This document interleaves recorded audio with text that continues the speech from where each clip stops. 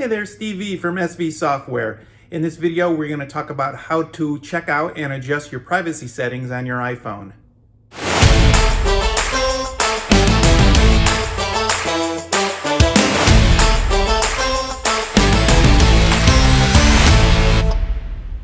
Okay, so here we are on my iPhone, and we are going to tap on the settings icon.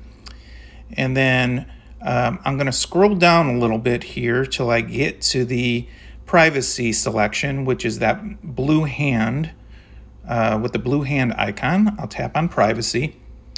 And then you have your different functions that are on your iPhone, including your contacts, your calendars, your photos, various things that various apps on your iPhone have access to. This is what this is going to tell you. So let's tap on the photos, and then you can clearly see here are all the apps that you have selected here for photos. And then you can actually tap on one of these to see what the selection is and adjust it if you need to. So for my birthday reminder app, I have it selected with all photos. This is kind of a new thing in the new version of iOS where it gives you a couple different options for your photo selections for each of the apps.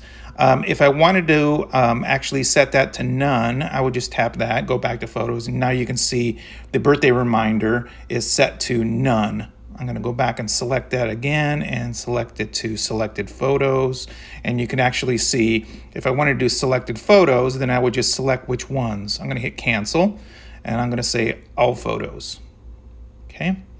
So now that app has access to all the photos on my iPhone. So I'm going to tap on privacy again.